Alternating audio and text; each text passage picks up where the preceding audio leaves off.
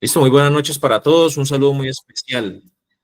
Ahí se van conectando poco a poco los compañeros. Vamos a continuar con esta clase de gestión documental. Algunos compañeros que están vinculándose a la capacitación. Si se sienten un poquito, pues, que la información no les cuaja o no les cuadra del todo, no se preocupen. Ahí están los videos de las clases previas. Los pueden ver en su material de estudio. Ya se les activa la contraseña para que puedan acceder. Igual para todos, no sé si alguno haya tenido algún inconveniente con acceso al material, si no nos confirma para poder solucionarles y activarlas. ¿Listo? Entonces, continuamos con Miguel. Habíamos quedado en este punto de lo que es el PGD. ¿Quién me dice qué es el PGD?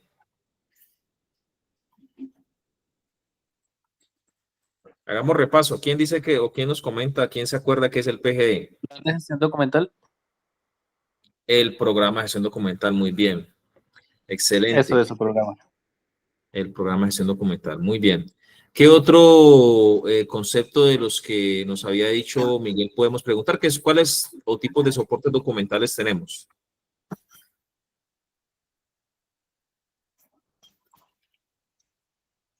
Echemos ahí. Ahí cabrían ejemplo los oficios.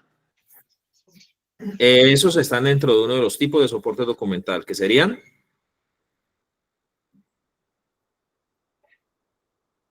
¿Serían cuáles? Sí. Los análogos, profe, análogos. Eso, los análogos. Gracias, Javier. Angie. No, iba a decir el análogo y tenía en la punta de la lengua el otro, pero se me fue. Listo, tenemos análogos. Cuando tú escaneas un documento que está en físico, se vuelve Digital. digital. Muy bien. Julián, ¿ibas a decir algo? Digital, me quitaron la palabra. Eso, Julián. Entonces tenemos análogos digitales y cuando es directamente desde una plataforma de generación de documentación, son Electrónico. electrónicos. Muy bien. Entonces tenemos digital, análogo, que es el soporte físico, y electrónico, que es el que se produce. ¿Cierto, profe? ¿Estamos bien? Sí, claro. Buenas noches a todos. Espero que se encuentren muy bien. Sí, ese es el contexto realmente y estoy muy contento porque pues creo que sí están aprendiendo los conceptos técnicos que pues deben saber para obviamente saber las características que tienen todos los documentos, ¿no es cierto? Y eso es bueno y eso lo preguntan. El programa de gestión documental, acuérdense que ese programa de gestión documental es un instrumento archivístico, uno de los instrumentos archivísticos de todo lo que tiene que ver con organización de información.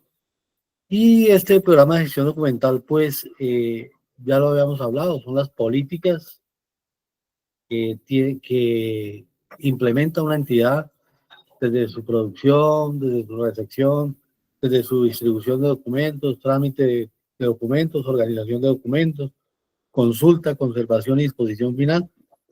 Esto es todos los procedimientos que se desarrollan en el programa de gestión documental, obviamente teniendo en cuenta unas directrices que es, mira, saber con qué cuenta la empresa, qué tenemos y cómo vamos a iniciar para poder implementar el programa de gestión documental, porque no es implementar por implementar. Entonces, nosotros vamos a iniciar a crear una política de producción de documentos, pero ¿cómo hacemos los documentos? ¿Cuál es el diseño? ¿Cuál es el formato? ¿Qué tipo de letra? Entonces ahí, dentro de esa producción de documentos, empezamos a crear el manual de correspondencia o una guía de gestión documental que se diseñen todos los formatos, obviamente en compañía con los expertos en calidad para que una vez le den código de calidad, código de seguridad, y nos digan qué tipo de formato se ajusta a cada proceso y a cada procedimiento según la estructura orgánica de una entidad, sea pequeña o sea grande.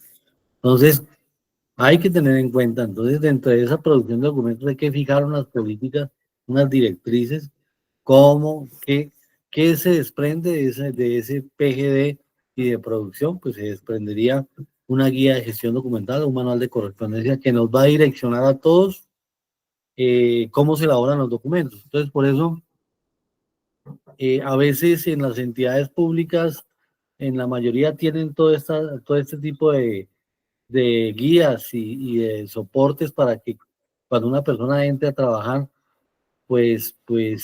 tenga la guía de cómo hacerlo, sino que como muchos no sabemos qué es gestión documental, realmente hay mucha gente que no tiene la idea de gestión documental y de archivo.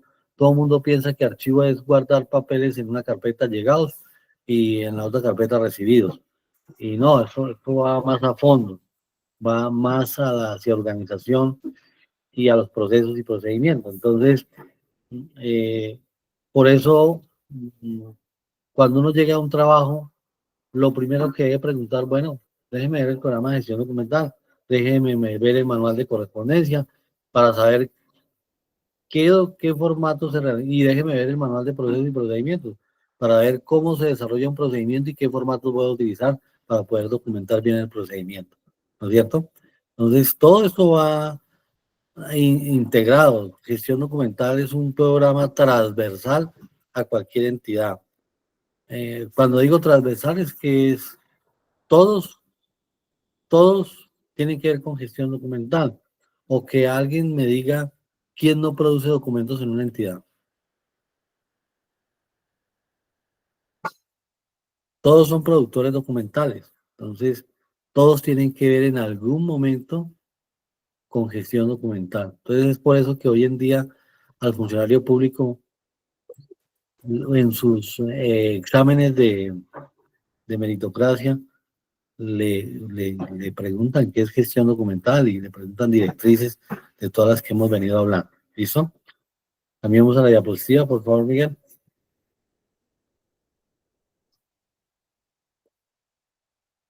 Bueno, miren, esta es una estructura que inicia lo mismo que estábamos viendo.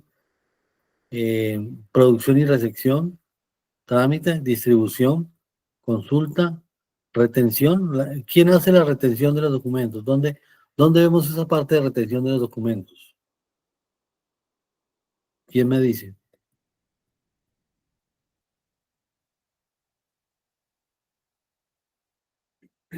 ¿Quién nos dice cuántos años en el archivo de gestión y cuántos años en el archivo central? ¿Quién nos dice eso? La tabla de retención documental. 2 años. Correcto. La tabla de retención documental es la que nos habla de retención, ¿no?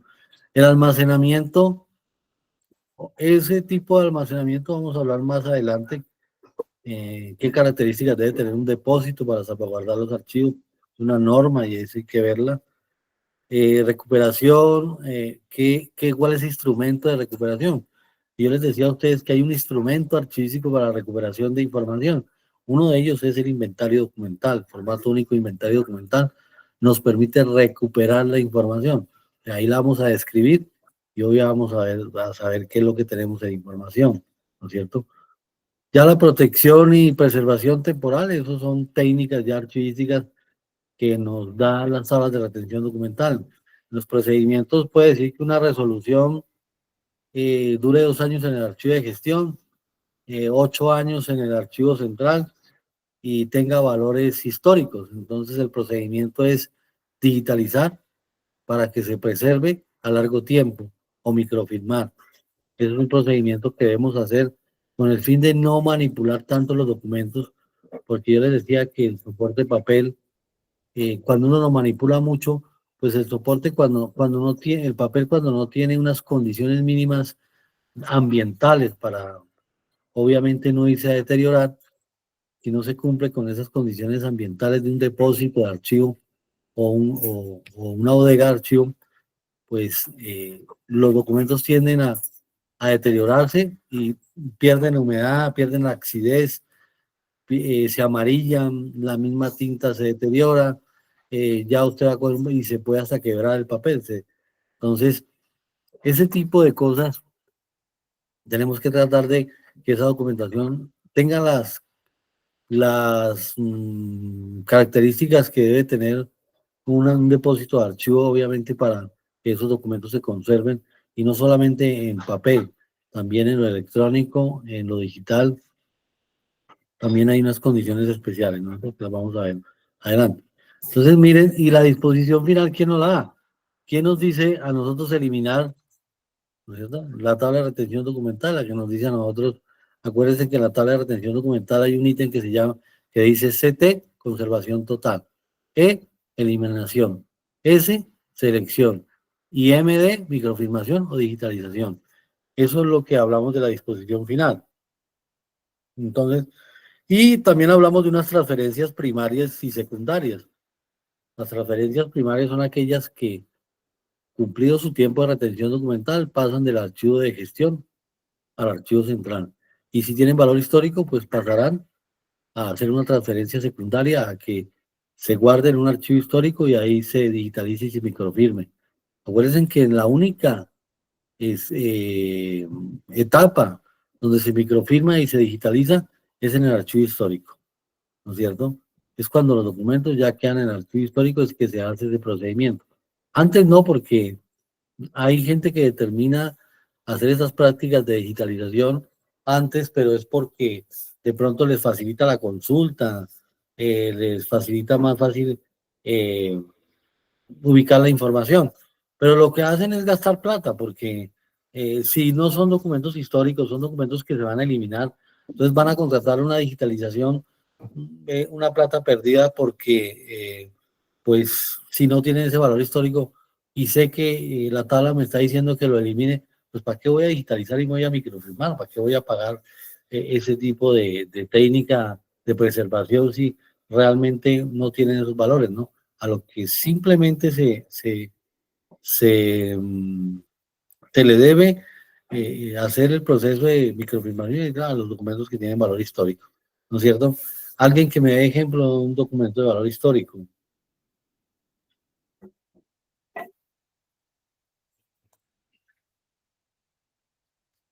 Sí, Julián. Julián.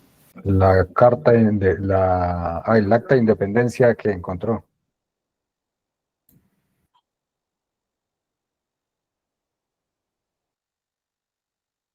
Efectivamente, sí, la que se encontró en Silvia, ¿cierto?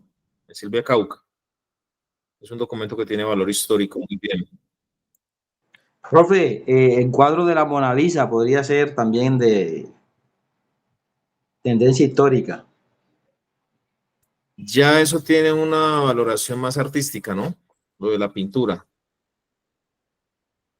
Más que como documento, aunque ya Miguel nos explicó que toda superficie o todo elemento de soporte que contenga información, sean imágenes, en videos, en dibujos, es un documento, pero a esto se le da digámoslo, un trato más de preservación histórica, pero por la parte artística. Sí, señor. Profe, ¿y la espada de Simón Bolívar? No, porque ya estamos hablando de un elemento, no de un documento. Miguel, ¿estás ahí? No te estamos escuchando. Hace un elemento, la espada de Bolívar y esas hacen parte de los museos, ¿no? Nosotros los archivistas, nosotros los profesionales en ciencias de la información, estudiamos documentación, estudiamos bibliotecología y vemos la parte de museología, ¿no es cierto? Y lo que estamos hablando, lo que estás hablando es de las estatuas y de eso ya hace parte de los documentos de un museo. Ya es más artístico, más cultural, pero que también tienen un valor histórico, ¿no es cierto? Yo te quería consultar, Miguel, una pregunta. O sea que yo digitalicé documentos análogos para preservarlos, digámoslo así, porque estoy en Guapi, Cauca, estoy en Buenaventura y la humedad, pues, lógicamente puede hacer que los soportes documentales se dañen más rápido, ¿cierto? La alta humedad y temperatura. Y al término de la retención que ordena la tabla, ese término ordena destrucción, eliminación, o sea que esa plática se perdió, eso no, esa información archivada o digitalizada, eso, ¿qué se hace con eso? No, pues si a mí la tabla de retención documental me dice que esos documentos se tienen que eliminar, pues la plática se pierde, obviamente se pierde. Ahí, por eso es que este tipo de trabajos de digitalización y eso no se puede contratar así a alguien que no sepa del tratamiento de documentos, porque es más, hay que reunirse con el comité de gestión y desempeño, el comité de archivo de esa entidad, para evaluar dentro de las tablas qué documentos tienen valor histórico y qué es realmente lo que se puede digitar y cuál es escáner y tipo de imagen, de megapíxeles y todo eso, y dónde se va a guardar la información. Todo eso hay que analizarlo. Por eso hay que analizarlo, no se puede hacer. Hay que hacer un plan de trabajo de digitalización, no se puede hacer de la noche a la carrera. Hay que buscar por qué se digitaliza, ¿no es cierto? Entonces no podría digitalizarse la carrera, porque si se digitalan documentos, por ejemplo, yo que voy a digitalizar un documento, voy a darles un ejemplo, que pedí suministro de papelería al almacén. ¿Yo para qué voy a digitalizar eso? Eso tiene un valor administrativo y eso inmediatamente se ejerza el trámite, es de eliminación inmediata, porque es un documento que no va a generar un valor, o sea, el valor es administrativo, netamente administrativo, y no va a generar un valor que es más allá que lo jurídico, que lo técnico, que lo fiscal o que lo histórico.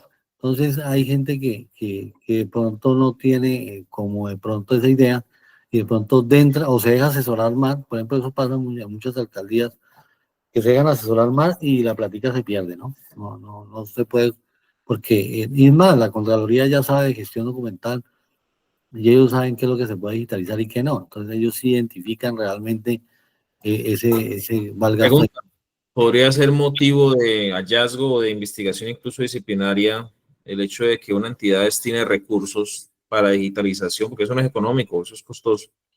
Digitalización de documentos que al final van a ser destruidos según la tabla de retención. No podría ser objeto de investigación. ¿Por qué? Porque pues yo puedo deducir, por ejemplo, si nos vamos a Guapi, en Guapi es justificable porque el clima es húmedo y la documentación tiende a deteriorarse rápido. Y si no tenemos un depósito, obviamente con las condiciones del clima, en donde debe haber unos termohigrómetros, que eso voy a hablar, vamos a hablar de un deshumidificador, vamos a hablar de una serie de elementos que se necesitan en un depósito de archivo para estar haciendo un tipo de mediciones y poder acondicionar la bodega para que esos documentos no se deterioren, ¿no? Pero si no tenemos esas condiciones y digitalizamos, no sería una mala práctica. ¿Por qué? Porque pues estamos tratando de que se conserve la información hasta el momento que diga la tabla que está vigente, ¿no? Pregunta, ¿qué costo puede tener esa actividad? Bueno, la digitalización es costosa, ¿no? Y eso es dependiendo qué tipo de soporte están los documentos, porque yo les decía a ustedes que, por ejemplo, no sé, en algún momento lo dije, los documentos que están en ese papel que es antiguísimo, que parece mantequilla, es muy delgadito. Ese tipo de documentos hay que utilizar unos escáneres de plancha. No se puede utilizar escáneres de chorro porque eso usted mete el papel ahí, lo arruga, lo quiebra, lo daña, entonces está uno dañando información, entonces se mete en un problema. Entonces, primero hay que hacer un estudio, separar, clasificar, mirar qué se va a digitalizar, y ese solo trabajo, pues, dependiendo de los metros lineales se cobra, ¿no? Y la digitalización por hoja debe estar aproximadamente, diría yo que, no sé, voy a ser exagerado o no exagerado, debe estar por ahí en unos 10 pesos por hoja, ¿no? Entonces, Ok. es costoso. Sale O sea que un costoso. documento de 1.000 hojas vale 1.000.000. Un ejemplo ahí rapidito. Sí, Perdón, sí, de 1.000 no. ¿10 o 100? 10 pesos 10 una pesos por... hoja. Ah, ya listo. No, entonces sería unas 10.000, 100.000 hojas para 1.000.000, ¿cierto? Sí, sí. Bueno, bien por el dato. Pero si no cumple con esos requisitos y estamos en una ciudad como Popayán o Cali y le meten a Eh, eso, porque eso le meten más, claro, ahí le meten más el impuesto, más la retefuente, más el no serrucho, solo, más sí, eso le meten de todo y eso eso va termina saliendo un siendo. contrato de esos 500, 1.000.000.000 de pesos, le pongo yo. A mí me hicieron una propuesta hace mucho tiempo para participar en un proyecto de digitalización en el Hospital Susana López, de digitalizar unas historias clínicas. El presupuesto que había para digitalizar esas historias clínicas eran 300 millones. Y yo fui a hacer la medición y habían casi 7.000 metros lineales para digitalizar. Y eso perfectamente, las cuentas mías me daban casi 1.500 millones de pesos para tener todo el proyecto digitalizado. Y tenían sino un presupuesto de 300, y esos 300 querían que solamente se ocupara 150 y los otros 150 para la campaña. Eso era como el negocio. Entonces, no, eso es algo ilógico, ¿no? Uno no se puede meter en ese tipo de cosas. Sí, sí. Entonces, sí. Sí, Bueno, entonces, no, mira, gracias. ¿Por qué te pregunto? Porque eso puede ser parte del componente de preguntas comportamentales. Un ejemplo, ¿no? Preguntas comportamentales donde se mira mucho lo de los valores éticos, bueno, todas esas cosas que tengan las personas para los cargos y puede que salgan, ¿no? Pues no está de más. Gracias, Miguel. bueno, con mucho gusto. Bueno, sigamos a la otra diapositiva, por favor.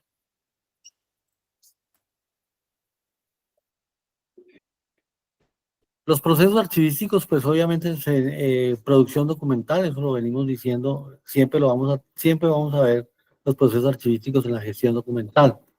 La clasificación documental, miren, la clasificación documental, cuando nosotros vamos a organizar un archivo, tenemos que tener en cuenta muy bien unos pasos para organizar un archivo. No podemos iniciar sino en orden. Y el primer orden es ubicarnos en qué vigencia de archivo vamos a organizar. Nosotros no podemos coger por decir, o decir, mire, hoy voy a arreglar 2005, 2006, 2007. No, estaría mal. Tenemos que coger una sola vigencia. Una sola vigencia.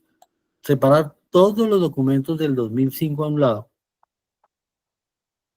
Todos los documentos del 2005.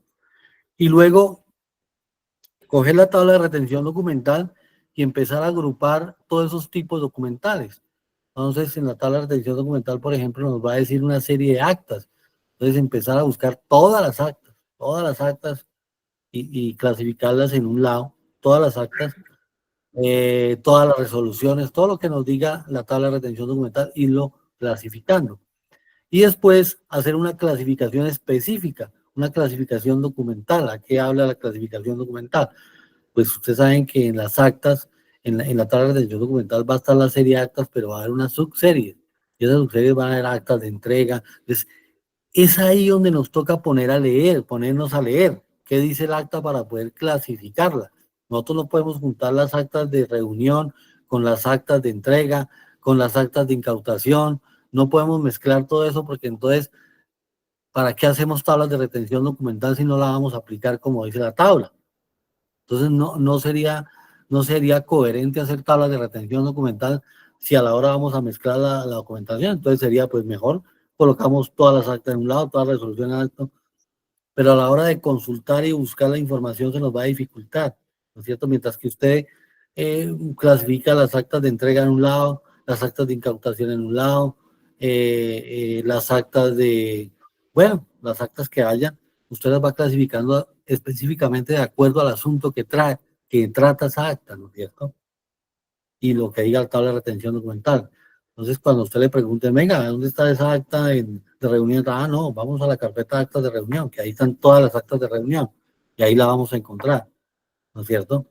Pero siempre tenemos que tener en cuenta de que clasificar por años, luego clasificar por series, luego clasificar por subseries, y ya cuando clasifiquemos por subseries, empezar a hacer nosotros grupos de 200 folios, y cuando ya tengamos los grupos de 200 folios, empezar a organizar cronológicamente, ¿ya? Por fechas, de la fecha más antigua a la más reciente, de 200 folios, y después de cuando ya estemos certeros de que cada subserie está organizada cronológicamente, pues ya entramos a realizar la foliación, ¿no es cierto? Porque si ustedes lo hacen antes, folian, y cuando van a hacer la hoja de control, no lo van a ver de inmediato, pero cuando van a elaborar la hoja de control y vayan en el folio 20, y resulta que llegaron al folio 21 y diga 10 de agosto y resulta que y ya van ya van en noviembre y que hace un acta para el 10 de agosto, entonces se les daña todo, se les daña la foliación, se les daña el trabajo del sistema cronológico, y es ahí donde uno quiere como prenderle candela al archivo. Le dice, no, esto no es lo mío. Entonces se desespera la gente y dice, no. Y hoy, por ejemplo, tuve una experiencia, tengo en la oficina tengo que organizar 190 carpetas de aspirantes a la policía que van para escuela el 6 de diciembre. Ya van a hacer curso. Son 190 carpetas que toca organizarlas, foliarlas, hacerle hoja de control, rótulo para poderlas enviar a la escuela. Si no, ya no le recién a uno eso. Entonces eso tiene una serie, como es una serie compleja, que todos los tipos documentales hablan de una misma persona o un mismo trámite. Entonces, pero hay que saber cuál es el orden de esa carpeta. Y hay un orden discriminado, así como se van desarrollando los hechos, porque ¿cuál sería el orden? Pues resulta de que esa carpeta tiene un formato que dice formato de valoración formato de seguimiento de valoraciones. Es donde todos los médicos, cuando los aspirantes pasan de una valoración, por ejemplo, empiezan con odontología, el profesional en odontología firma ese formato, le coloca el sello y da su concepto. Y así sucesivamente se va organizando la carpeta. Pero cuando exigen, a mí me aterra cuando exigen, le dicen al aspirante, mire, tráigame sus historias clínicas de la historia clínica de Santa Gracia, la historia clínica de Susana López, la historia clínica del San José, o la historia clínica donde usted lo han atendido en su pueblo. Y hay unas personas que uno parece que trajeran la escritura del Hospital San José. Hoy folié una carpeta que tenía 3.000 folios. No les miento, 3.000 folios una sola carpeta. Oiga, me quedé aterrado y la persona salió a acta. Vivía más en el hospital, que le daba una gripa en el hospital, le olían dientes al hospital. O sea, visitaba mucho el hospital. Y ese médico me decía, casi me he hecho un mes leyendo esa mera historia nomás. Dijo, leyendo, buscando a ver qué tenía para, obviamente, valorarlo bien. Entonces, eso genera trabajo y genera, y cuando uno se le daña una foliación o algo, lo que les digo, le da a uno capaz de uno prenderle candela al archivo mejor. Pero bueno, es la paciencia y la ética que tiene que tener un archivista y no decaerse por ese tipo de cosas. Antes, cada día se va aprendiendo más cuando uno se enfrenta a los archivos. La disposición final, pues la da la tabla de retención documental. Entonces, esa disposición final, si los documentos tienen valor histórico, pues conservación total, entonces ahí va a decir microfilmación. Y cuando tienen los valores secundarios, los primarios, perdón, que son administrativo, técnico, fiscal, jurídico y el otro que no recuerdo, se elimina porque pues no tiene ninguna trascendencia para la entidad, ya surgieron y se guardaron el tiempo que obviamente se tenía que guardar, ¿no? Sigamos con alguna pregunta hasta ahí, por favor. Profe, disculpe que había hecho una pregunta, aunque de pronto no sé, pareciera una pregunta un poco, bueno, usted acaba de decir que un aspirante que usted mencionó tenía, en una carpeta habían ¿cuánto? 3.000 folios. Sí. En una sola carpeta. O sea, no una sola carpeta, pues obviamente es toda la documentación que él aportó. Y es que el señor... Por eso, y entonces si a usted le toca organizar eso, usted dice que cada carpeta iría máximo 200 folios, o sea, de ahí se sacarían una cantidad de... Claro, es una cantidad de volúmenes, es una cantidad de volúmenes. Qué trabajito. Y no les estoy diciendo, y no es exageración.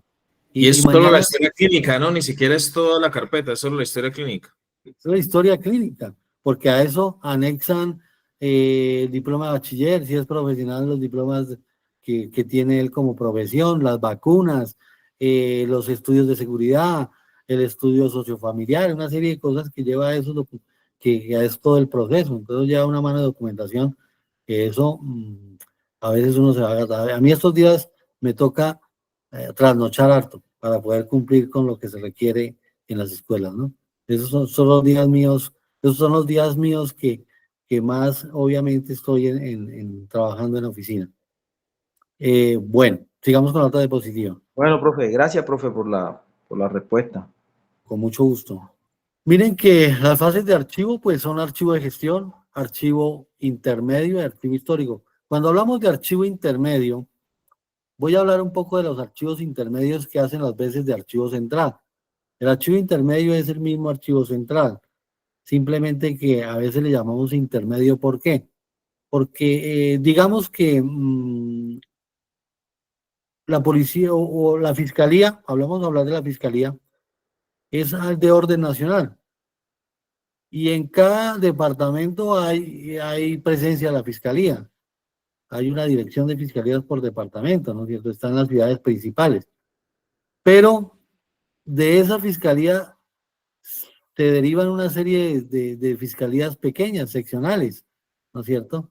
Y esas seccionales se convierten en archivos intermedios, porque el archivo central sería realmente el macro, el del departamento, o sea, por decir, la Fiscalía de Cauca, habría un archivo central, pero ya los archivos intermedios son aquellas fiscalías seccionales o aquellas fiscalías que manejan un volumen documental alto y que por razón de su proceso no van a ser transferidos al archivo central, sino que se crean esos archivos intermedios. Y esos archivos y esas fiscalías no dependen directamente de la estructura de la fiscalía departamental, sino de la dirección de fiscalía.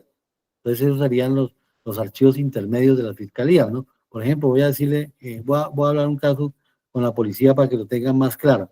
Nosotros tenemos el comando del departamento y el comando del departamento obviamente pertenece a la dirección de la policía, pero ¿qué pasa? Que dentro del comando del departamento está la SIJIN, está la CIPOL, está el GAULA. Entonces esos son archivos intermedios, porque ellos trabajan operativamente y la parte administrativa es del departamento, pero operativamente se deben a las direcciones de ellos, ¿no es cierto? Tienen un manejo direccional desde las direcciones, de la dirección del GAULA, de la dirección de la DIJÍN, de la dirección de la SIJÍN. Entonces, ellos tienen un direccionamiento desde el nivel central. Entonces, esos archivos son intermedios, ¿no es cierto? Que nunca van a pasar al archivo central del departamento, no, jamás van a hacer una transferencia al departamento porque ese archivo intermedio hace las mismas veces de archivo central y van a quedar ahí. Entonces, ese tipo de archivos intermedios o ese tipo de áreas tienen que proyectar a ser un archivo central, proyectarse, ¿no? Proyectarse saben que no van a transferir nunca y que no van a mandar la documentación a Bogotá y que no van a mandar la documentación al archivo central, sino que van a hacer las veces de archivo central, porque obviamente ese tipo de archivos se consultan mucho, se manejan mucho, se retroalimentan mucho. Entonces, eso pasa con el archivo intermedio, hace las mismas veces de archivo central. Y el histórico, pues obviamente el histórico sí, no vamos a encontrar en Popayán un archivo histórico de la policía ni en la fiscalía. El archivo histórico siempre va a estar en Bogotá, ¿no? Si ese expediente de la fiscalía, por ejemplo, voy a hablar del expediente de Cano, la investigación que hizo, se la llevaron de Bogotá, la baja de Cano estuvo direccionada desde Bogotá, pero hubo una participación acá en el Cauca y una serie de actividades que quedaron registros de eso, de vigilancias y qué sé yo, pues esos documentos, como es una noticia criminal trascendental para el país, pues eso se convierte en un expediente de archivo histórico y se va a guardar en el archivo histórico de la fiscalía, ¿no? Se va a hacer una transferencia secundaria por el valor que tiene esa investigación, ¿no es cierto? Entonces, a eso voy. Entonces, los archivos históricos de las entidades de orden nacional, pues van a estar en Bogotá o donde esté su sede nacional, ¿no? Pero ya los archivos centrales de cada zona o cada región, pues están en las instalaciones donde esté funcionando la entidad. Profe, buenas noches. Yo tengo una pregunta. Lina, claro que sí. Profe, en un archivo intermedio pueden haber procesos de ley 906 y ley 600. Sí, porque pueden incurrir que estén activos, puede estar de consulta, los pueden tener ahí Recordemos, Miguel, qué pena que te interrumpa, recordemos que actualmente aún se llevan procesos de ley 600 que están vigentes en algunas fiscalías, que todavía están activos. Entonces, lógicamente, estos procesos a medida que van cumpliendo se van evacuando, digámoslo así, van pasando archivo, pues van a alternar o van a coexistir con los procesos de ley 906 en el archivo, ¿sí? En el archivo. A pesar de que los despachos son diferentes, ¿no? Los despachos de ley 600 son diferentes a los de 906, es decir, código procesal antiguo que se acabó, que terminó en el año 2004 cuando salió la ley 906 y de ahí para acá la ley que estamos actualmente. Pero si los procesos tienen, recordemos lo de las salas de retención documental. Si es un proceso que después de concluido se archiva, póngale 10 años, 20 años, pues lógicamente todavía estamos en el tiempo en que puedan tener procesos en el archivo de ambas normatividades, en el archivo central, no en los despachos, no el archivo de gestión, porque recordemos que el archivo de gestión es el de la propia fiscalía, el que maneja el despacho, que tiene sus casos de su nivel, digamos, de su competencia y su jurisdicción, pues, con su jurisdicción, que es en este caso la parte penal o la parte ordinaria, y su competencia que es fiscal, seccional, o vamos al término técnico, delegado ante los jueces penales del circuito para delitos contra la vida. Ellos manejan ley 906 y llevan su archivo de gestión de ley 906. Y la fiscalía que maneje casos de ley 600 llevará su archivo de gestión de ley 600. ¿Qué pasa? Que cuando ellos hagan sus transferencias al archivo central, ambos archivos van a coexistir dentro del archivo central por el tiempo que se determine o que ordene, pues en este caso, la norma archivística. ¿Sí te quedó claro, Lina? ¿Sí está acorde de Miguel? Sí, claro, lo que yo le decía a Lina es que sí pueden haber, claro. Y la pregunta era direccionada al archivo intermedio. Pueden haber, claro, porque hay expedientes o investigaciones que no han terminado con su proceso realmente. Hay investigaciones, ustedes mismos saben que hay una investigación que puede durar años. Y miren este expediente de los colmenares, de los colmenares, que eso cada nada hay una cosa nueva, uno ve noticias sobre ese proceso cada nada, y eso está vigente, entonces puede durar muchos años vigente. Entonces, lo mismo de la ley, la norma vieja, pueden haber todavía procesos que faltan por culminar etapas, ¿no es cierto? Entonces, los vamos a encontrar activos. ¿Listo, Lina? Listo, profe. Gracias. Ok. Sí, profe. Profe, le voy a hacer la siguiente pregunta. Usted nos indica de que el archivo intermedio es el mismo archivo central, ¿verdad? Hace las veces, ¿no? Hace las veces del mismo, exactamente. Y nos colocaba un ejemplo, por ejemplo, si en el comando del departamento de policía, pero habían unas variantes, por ejemplo, usted nos hablaba de la CIPOL, de la DIJÍN, y decía que esos archivos intermedios que reposaban en esas dependencias no trascendían a otro archivo. No porque, ¿por qué lo digo así? Porque Bueno, en el orden de que, profe, en el orden de que no trasciendan a otro archivo, entonces, ¿quién determina allí la eliminación o la conservación de esos documentos? Javier, qué pena. Lo que pasa, Javier, y qué pena, Miguel, que te interrumpa, lo que pasa es que estas unidades, la policía, eso ya es por manejo interno de la policía, mejor dicho, más que por ley archivística. La policía creó dentro, o sea, digámoslo que a nivel regional y seccional, si bien es cierto que para la nómina, para talento humano y esas cosas se maneja el personal en las regiones y en los departamentos y en las metropolitanas, administrativamente, ¿sí?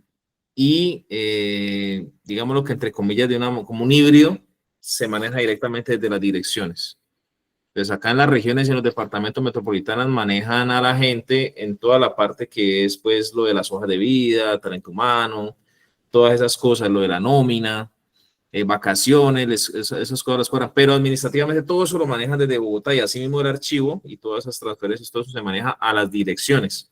Entonces, la DIGIN maneja todas las SIGINes a nivel nacional y las regionales.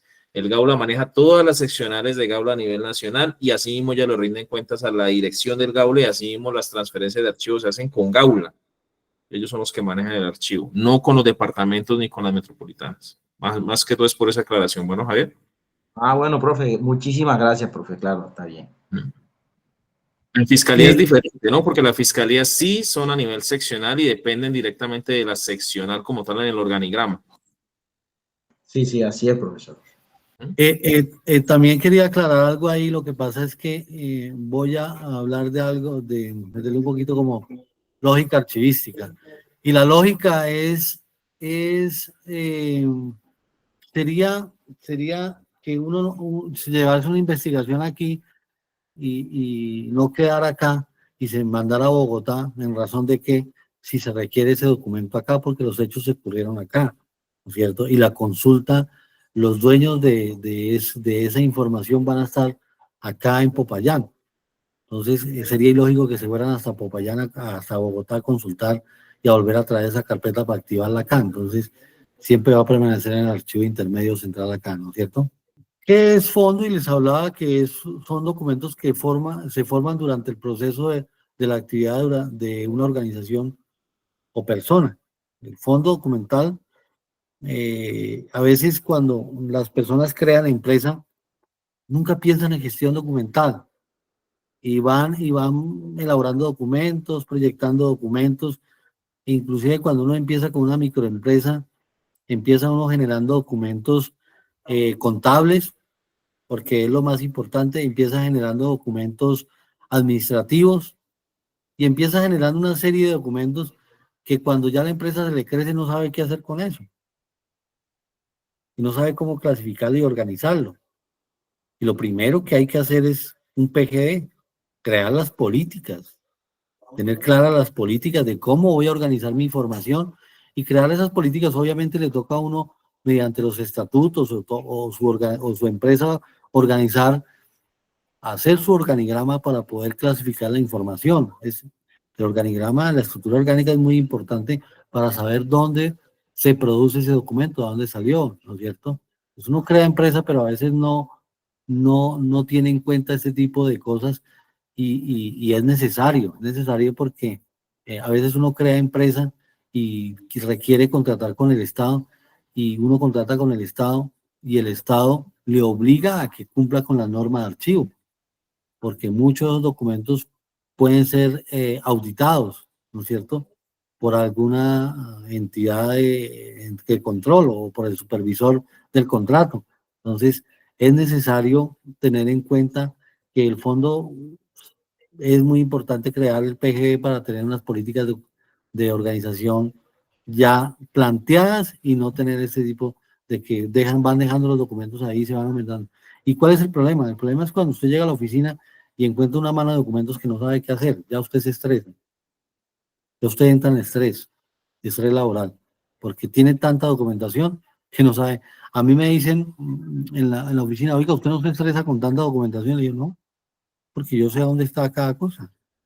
Yo no tengo, los que se estresan son los que entran aquí a buscar y no encuentran porque no saben generar la búsqueda. Pero a mí no, a mí me preguntan la carpeta, yo me demoro 2 minutos encontrándola, porque yo sé cómo tengo el archivo, no tengo ese tipo de problema y agilizo la información. Entonces, no me estreso porque es mi mundo y es mi profesión, ¿no? Entonces, no me debe por qué estresar porque para eso fue que estudié. Bueno, la subserie documental, pues lo he venido diciendo, es una serie de tipos documentales que conforman una serie. Entonces, uno, cada que hace un trámite administrativo, debe saber qué produce, ¿no? Y eso uno lo conoce con el manual de procesos y procedimientos. ¿Qué le dice a uno el manual de procesos y procedimientos cómo hacer una actividad dentro de una dependencia? ¿No es cierto? Por ejemplo, no sé si Lina trabaja en la fiscalía. Profe, pues yo como tal, digamos que soy como una pasante y lo que me tienen es haciendo gestión documental, que es foliando, quitando ganchos, encarpetando. Ya, tu procedimiento tiene que ver con gestión documental, con las políticas de organización. Y eso Sí, obviamente señor. te obliga a aplicar una técnica archivística. Y la técnica es quitar material abrasivo. Y ese material abrasivo, nosotros en la jerga archivística le llamamos eso despurgo. Despurgo es quitar el Sí, material señor. abrasivo y quitar las copias, la duplicidad de copias que hay en ese documento y dejar netamente lo que se necesita en ese expediente. ¿Es así o no es así, Lina?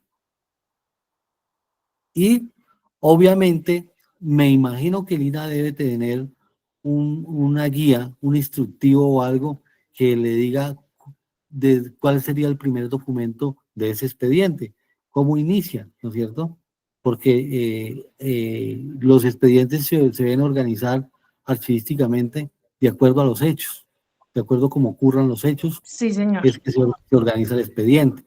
Uno no puede colocar un hecho antes o después porque va a confundir esa serie, la va a organizar mal y obviamente cuando vaya a hacer la transferencia no se la van a recibir porque los jefes de archivo central siempre tienden a revisar si está cumpliendo con las normas archivísticas y una de ellas es los expedientes. Bueno, en la fiscalía yo diría que es muy fácil organizar información, ¿no?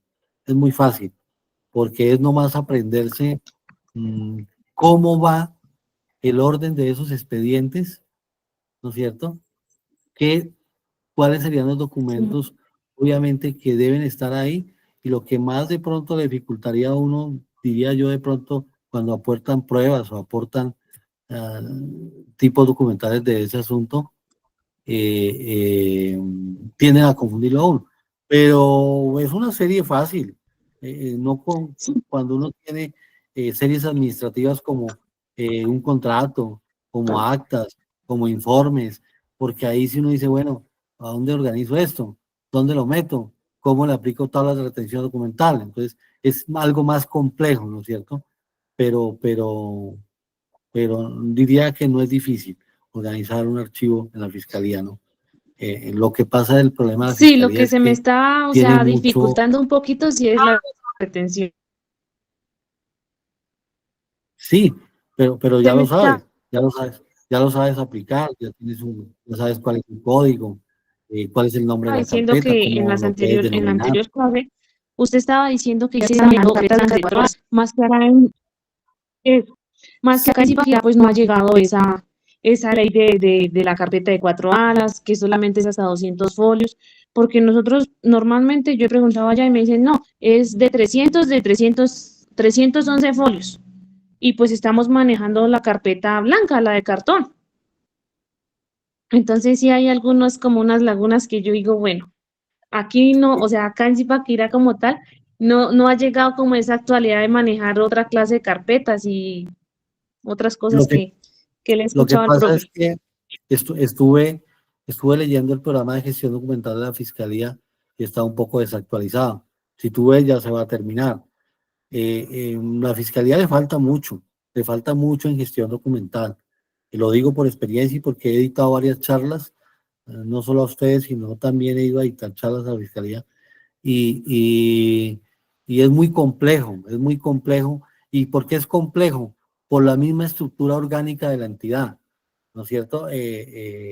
Por regiones, por municipios, como es tanta gente, estandarizar criterios demora mucho, crear cultura organizacional demora mucho, crear el cambio e innovar en cierta parámetros de organización. Hay gente que acepta el cambio, hay gente que no acepta el cambio. Y me imagino que tú te has encontrado personas que dicen, no, déjeme eso ahí que yo lo entiendo así, ¿no es cierto? Y la archivística no se creó para que solamente entiendan 2 y 3. Los datos que yo les estoy dando y los conceptos que les estoy brindando yo a ustedes en conocimiento es para que cualquier persona pueda ubicar la información. Porque es que si nosotros dejamos que esa persona, voy a decir algo jocoso, si esa persona le dice a uno, no, a mí me pasó, yo voy a dar un ejemplo, fui a una alcaldía y una secretaría que llevaba llevaba por ahí 32 años trabajando ahí y estaba en carrera administrativa y me dijo, no, doctor, déjeme eso ahí, que es que yo lo entiendo así. Entonces dije, mija, y cuando usted se muera, ¿qué vamos a hacer? ¿Cómo le preguntamos? ¿Dónde estaba ese documento? ¿Cómo lo archivó? Porque uno no lo hace para semilla. Entonces la archivística va planteada a que cualquier persona, así no esté uno, se pueda ubicar la información. Que hay gente que no quiera aprender de archivo y no quiera tener esas ideas de organización, es muy diferente.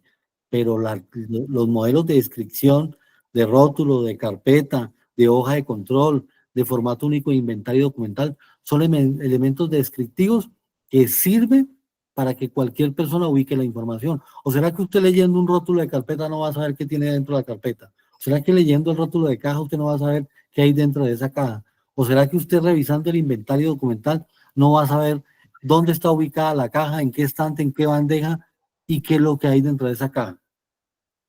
Son elementos descriptivos que son estandarizados internacionalmente, que le permiten a uno, hay una NTC internacional que habla de descripción documental, si quieren búsquenla y bájenla en Google, que le permite a uno, obviamente, profundizar en la descripción de archivos.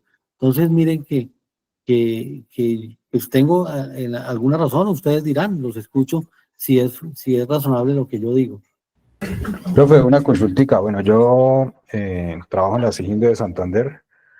Recibí Claro. hace poco el archivo, llevo un mes y algo, en el archivo, pues, intermedio, ¿sí? De la seccional. Correcto. En este caso, pues, se producen documentos que son administrativos y procesos investigativos. Esos dos archivos Sí. deben ir separados, ¿cierto? Sí, claro. Están ahí mismo, pero obviamente es importante, aunque usted y yo sabemos que la parte administrativa de los informes y todo eso se mueve más por el GEPOL, ¿no es cierto? La mayoría de partes ya se mueve electrónicamente. Lo que queda físico es de pronto el trámite que hacemos entre otras entidades que no tienen obviamente el mismo sistema de nosotros, pero que nos obliga a hacerlo físico para que quede el antecedente en la parte administrativa. En los expedientes de investigación, por norma, y lo aconsejo yo así, que todo se haga físico, que más bien se digitalice y se radique el documento ante el GEPOL, pero que se haga físico, porque para la parte investigativa y para la parte de poner a disposición a la Fiscalía, le prevalece más la parte física, ¿no es cierto? Se les facilita más a la parte de la Fiscalía, obviamente, evidenciar los documentos en papel análogo. A ellos todavía no, por eso digo, la Fiscalía está un poco muy retrasada en ese sentido, entonces no tiene todavía esa cultura, y es que la Fiscalía empezó a manejar el correo electrónico en auge en la pandemia. Ustedes se han dado cuenta que en la pandemia fue que se disparó todo el correo electrónico y la vaina, y lo que tiene que ver con el manejo de las TIPS y lo digital, ¿no es cierto? Y todavía lo siguen haciendo así, la Fiscalía lo sigue exigiendo, pero ellos lo hacen, no, porque es que hay un decreto de la pandemia, pero es que la pandemia ya se acabó. Esos decretos salieron durante la pandemia. Si ustedes miran, el Ministerio de las TIC apenas está creando el proyecto de digitalización, está planteando norma jurídica para ver en Colombia cómo va a quedar la utilización de las tecnologías y todo lo que tiene que ver con los documentos electrónicos digitales. Apenas se está documentando, apenas están saliendo propuestas para que los archivistas, los jurídicos, toda esa parte nos pronunciemos y demos aportes frente a cómo va a quedar documentado las políticas y reglamentos, lo que tiene que ver con el manejo de documentos digitales y electrónicos, ¿no es cierto? Entonces, lo que usted dice en la SIGIN que usted maneja, el grupo que usted maneja, pues obviamente se maneja investigaciones de varios tipos de delitos, ¿no es cierto? Porque creo que lo manejan así, por delitos. Y obviamente esos delitos, habrán carpetas que usted tenga, y no tres hojitas, 3 folios, no le generó más. Como hay otras que sí tienen mucho, entonces tienen una abundancia de carpetas, ¿no es cierto? Entonces, a mí me preguntaron acá en el Cauca, yo le decía, no, pues es que en una carpeta blanca pueden ir varios expedientes para que no saquen tanto volumen de carpeta. Sí, así lo está Varios- haciendo. Por ejemplo, sí, hay procesos que son 5 hojitas. Entonces, para ¿Sí? utilizar una carpeta para ese proceso, pues para eso está la hoja de control, ¿sí? Se Sí, mete, claro, se coloca en cada espacio, pues el proceso, el número de noticia criminal y se sí, sabe que son 5 folios nada más. Y la sí, llena uno hasta los 200 folios. correcto, correcto. Uno siempre, los datos que usted dice descriptivos, esos son metadatos descriptivos que lo guían a uno de a dónde va, de dónde inicia ese expediente y hasta dónde va y cuántos folios tiene, ¿no? Entonces eso le minimiza espacio y le va a minimizar. Aunque sería, yo estaba mirando la posibilidad, ahorita que estoy por terminar casi el magíster en gestión de la información, de inventarme algo, algo virtual, algún aplicativo para que eso se lleve electrónico. Todo ese contexto se lleve electrónico, pero hay que integrar a la fiscalía y la policía y haya un solo aplicativo para ambas entidades para poder, obviamente, hacer ese tipo de trabajo, ¿no? Es complejo, pero se puede hacer, pero es complejo, ¿no? Hay que documentarse bien. Bueno, hablamos de serie simple o de tipo documental simple. Hablamos de simple cuando los documentos, ¿dónde se dan los documentos simples? En la parte administrativa. Son esas actas de reunión. Usted o elabora actas de reunión de trabajo o elabora informes, pero esos informes, cada que usted elabora un acta o que elabora un informe, el asunto va a ser diferente. En cada acta el asunto, los temas van a ser diferentes, los ausentes van a ser diferentes, los compromisos van a ser diferentes de la estructura del acta, ¿no? Lo mismo un informe, yo puedo pasar un informe hoy y mañana voy a pasar otro informe y no van a ser iguales porque estoy transmitiendo un mensaje diferente hoy y mañana estoy transfiriendo un mensaje muy diferente al que estoy transmitiendo hoy. Entonces son unidades o subseries simples. Y la compuesta, ¿quién me dice que es una serie compuesta? Eso yo ya lo hablé, ¿no es cierto? ¿Qué es una serie compuesta? Es por ejemplo, un proceso judicial que lleva muchas solicitudes, pero todo va enfocado a un mismo, puede ser el mismo delito que se investigan. El mismo trámite, ¿no es cierto?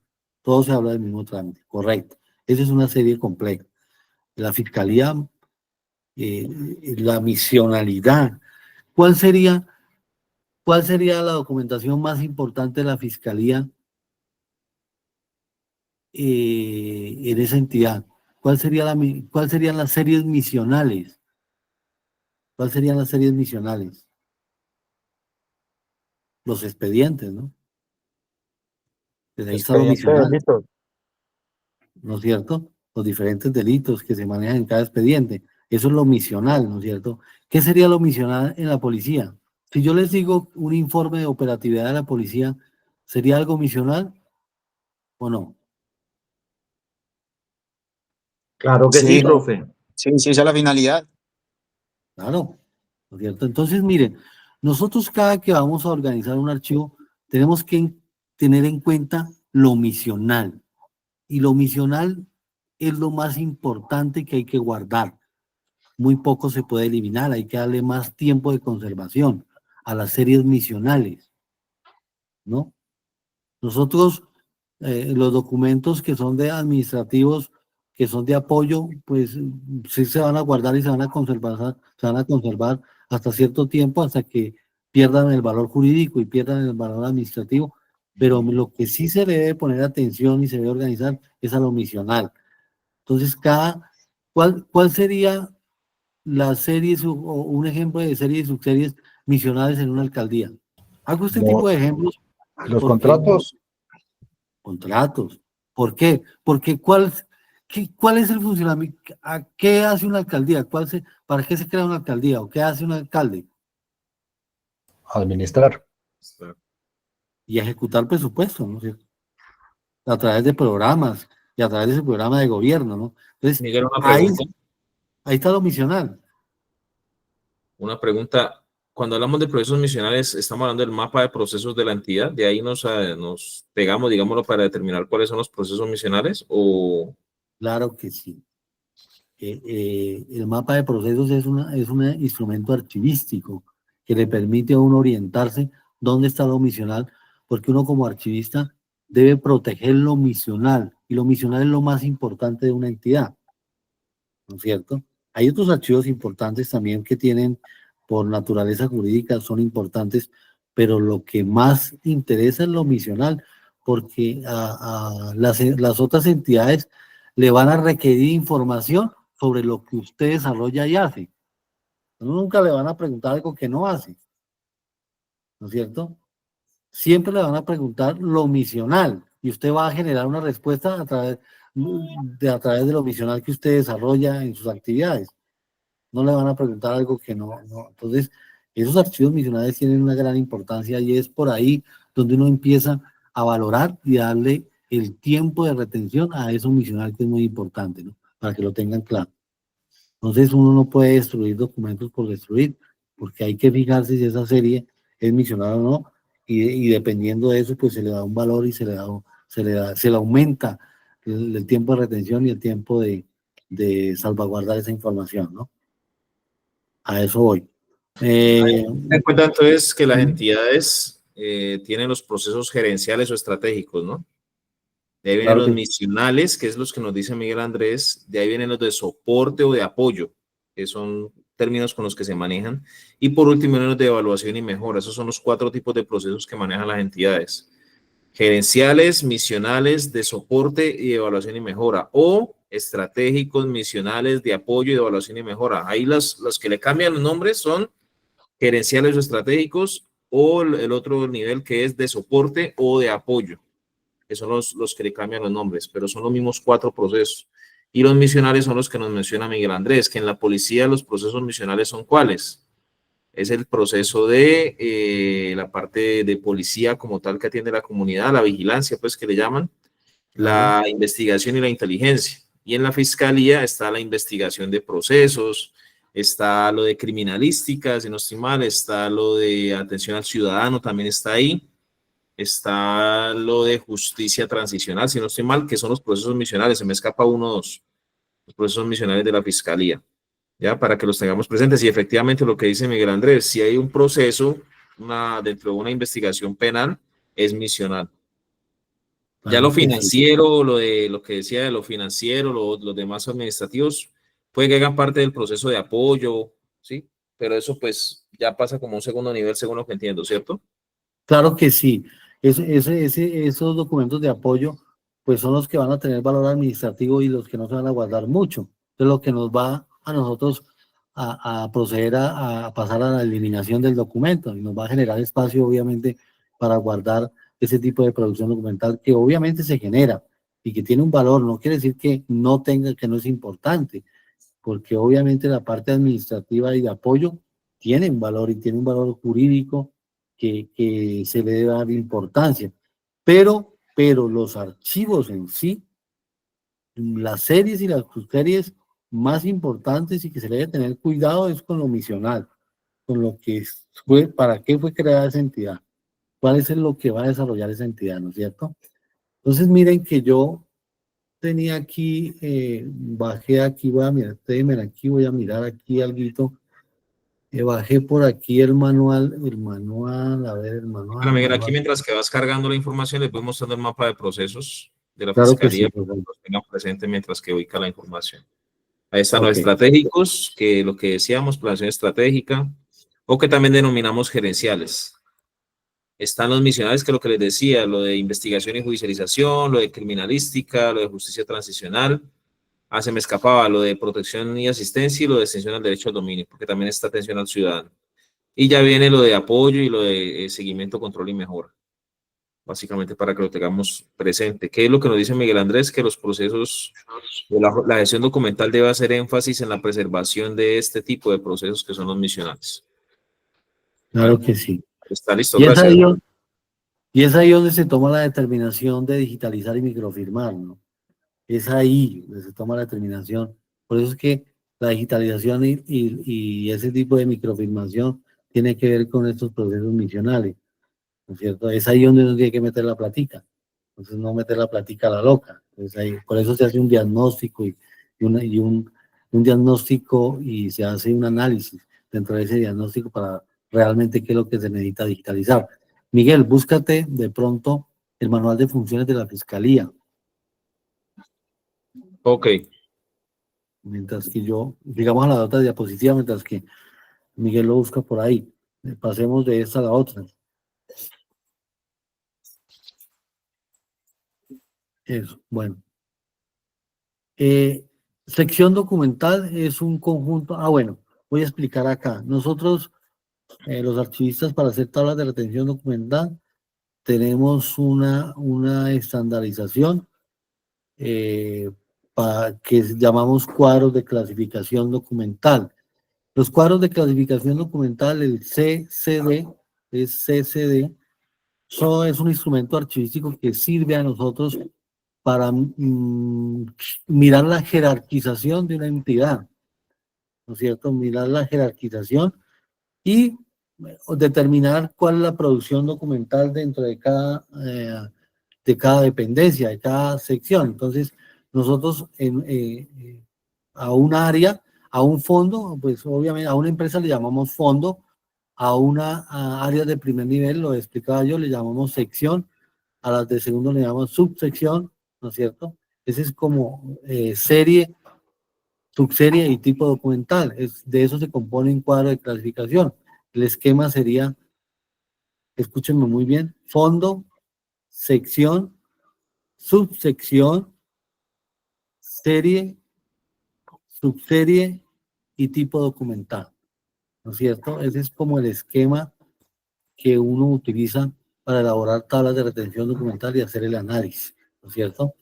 Entonces, hay que observar de qué se compone la entidad, cuántas dependencias tiene, cuántas unidades administrativas tiene orgánicamente esa entidad, ¿no es cierto? Hay que detallarlo así. Entonces, por ejemplo, una alcaldía, está la Secretaría General o Gerencia de Administración y Finanzas, Gerencia de Planificación. Bueno, estos es como ejemplos, jefatura de personal, de tesorería, son como subsecciones que se derivan obviamente de las unidades administrativas principales. Como ustedes saben, en la Fiscalía vimos el organigrama y de ahí sacaban las de primer nivel, segundo nivel y tercer nivel.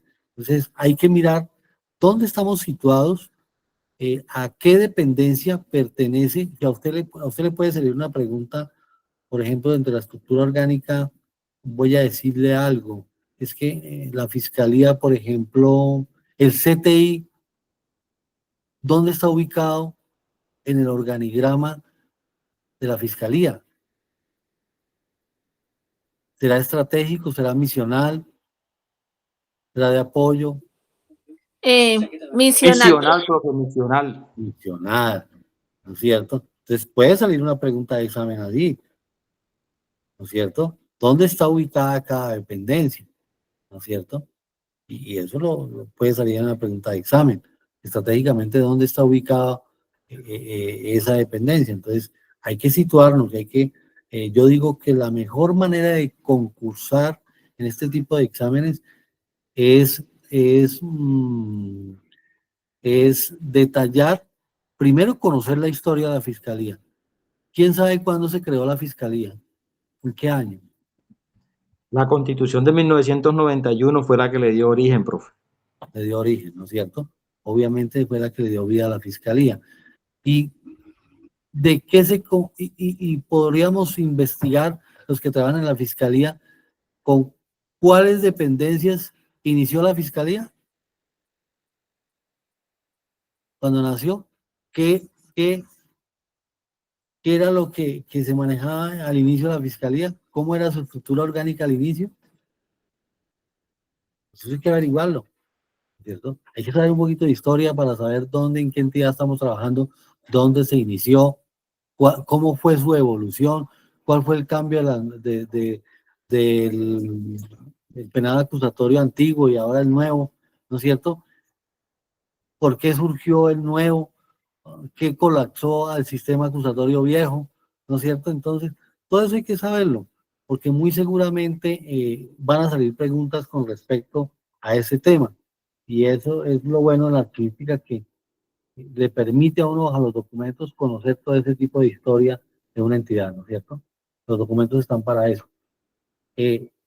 Miren, a mí me gusta visitar mucho un archivo histórico, y es el archivo histórico, es ese manual de funciones, el archivo histórico de de la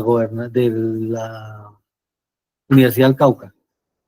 Y yo me he puesto a leer ahí el Diario Liberal.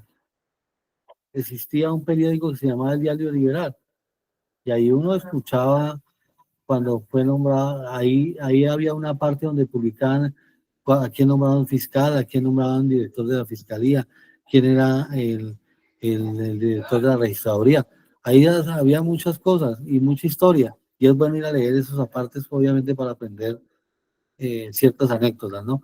Vamos, Miguel, y démosle ahí control F, y le das control F, y le das gestión, le das archivo, a ver qué nos aparece. Dale control F y le das archivo, la palabra archivo, y le das enter. Miren, aquí hay una actividad que ejecuta una función de un cargo. Dice, ejecutar las acciones que requiere para conservar, mantener el archivo documental que soporte, se movió, que soporte las actuaciones, creo. Que soporte las actuaciones de la dependencia conforme a la normativa vigente. Miren, esa es una actividad de un cargo. Y ese cargo es, ¿cuál es el cargo? Dice, auxiliar ante la Corte Suprema de Justicia es la denominación del empleo. El cargo es 12, dependencia de Fiscalía General ante la Corte Suprema de Estos Justicia. son los fiscales delegados ante la Corte. Ajá. Fiscales Y delegados ante mire la Corte. Pero si lo miramos, lógico que se va a repetir en todos los cargos de fiscal. Si lo miramos aquí, volvemos y subimos. Propósito principal del cargo, investigador experto. Todos los investigadores también deben manejar archivo documental. Miremos este otro cargo. O sea, básicamente la gestión documental es transversal a todos los. sí, eso es lo que quiero mostrar. O colóquele la palabra gestión documental. A ver qué nos sale. Profesional investigador 3 también lo tiene. Vamos acá a Sí. este otro. Profesional investigador 3, 5. Bueno, ahí van avanzando. Profesional investigador 2. Sigamos avanzando. Básicamente se repite el investigador 1 y ahí se va desglosando, me imagino que a todos los demás cargos. Sí. Adelante. Coloquemos la palabra gestión documental. Debe haber un cargo Conocimientos específico. básicos. Debe haber un cargo específico de gestión documental. Técnicos Mire. investigadores. Mire. En los cargos de técnico investigador 2. Cargo de policía judicial. Técnico investigador 1 también. Vamos a ver, me imagino que asistentes, por lógica, deben tener. Agente de protección también tiene gestión documental. Entonces, con lo que Agente de queremos protección. De hecho, todos los cargos tienen gestión documental. Entonces, lo que queremos demostrar es que este curso es muy bueno porque les sirve a ustedes y ya tienen unas claras consignas de lo que es el archivo y la gestión documental. Y si le colocamos tabla de retención documental. Director estratégico, mira, Miguel, ya en la parte administrativa, sí. los de apoyo a la gestión, también aparece. Aparece gestión documental como conocimientos esenciales. Sí, Dirección de gestión documental, el director estratégico, por mira, ejemplo. subdirección de gestión documental, mire, ¿Le subdirección colocamos de qué? gestión documental. Coloquemos tablas de retención documental, tablas de retención, a ver. No creo que esté aquí, ¿o sí? Ah, sí, Sí, también. sí, vale, claro. Es que por eso hago la prueba, porque ellos tienen que, quien se vaya a postular a un cargo en la fiscalía, tiene que saber de eso y tiene que leer eso y cuál sería la función dentro de esa entidad. ¿Qué es lo Auxiliar que 1. va a hacer? ¿Me dices, perdón? Perdón. Auxiliar 1. Le figura ese cargo y el cargo de asistente 1. Le figuran las salas de retención documental. Aplicar tablas de retención documental. Entonces, mira, si ves, o Llevar si y tú le mantener actualizadas las tablas de retención documental. sí, mire. Entonces, por esos temas que me voy dictando, es la gestión documental es transversal. Ahí se dan cuenta que está desde la parte más jerárquica de la entidad hasta la más mínima. Es gestión documental. O sea, que todo servidor público tiene que saber de Secretario gestión también, documental. secretario administrativo, tiene que tener conocimiento de gestión documental. De hecho, prácticamente todos los cargos tienen la obligación de conocer de gestión documental. Correcto. Entonces, El quería fiscal hacer, llegado ante la corte, asistente de fiscal 4, es conocimiento de gestión documental. Aquí vamos con, ¿este es quién? El asistente de fiscal 4. Sí, ahí se básicamente, tenemos 74 resultados, mejor dicho, de documental. sí, eso es lo que quería. Gracias, Miguel, por ese apoyo. Listo. Eso quería Eduardo, ver. perdón, Jean, ¿quería levantar la mano? Sí, Eduardo, cuéntanos. Miguel, No, qué Jean. pena, te interrumpo. ¿Es posible que la diapositiva que estabas compartiendo ahorita de la estructura orgánica de la fiscalía la puedas cargar al grupo? Para los que no la tenemos. Jean, tenemos en la página de Hunter Colombia, te voy a mostrar, aprovechando que estamos aquí en la página de ¿Te Hunter ¿Las Colombia, ayudas? tú ingresas, sí, no, en el material de estudio para el concurso. No sé si conocen todos el material de estudio. Aquí está donde Sí, aquí estoy dice ingresando en ese grupo de momento. estudio, dice aquí, ¿sí lo estás viendo? En la página principal de Hunter dice grupo de estudio. Sí, sí, en ese banco de Aquí el estudio. botoncito, le das clic. En el clic, en el botón de grupo de estudio, vas a ingresar a material orgánico institucional fiscalía. Y en material orgánico institucional fiscalía hay bastantes cosas ahí, incluyendo el manual de funciones. ¿Sí? Incluyendo el manual de funciones, está la estructura de la fiscalía, ¿sí lo estás viendo ahí?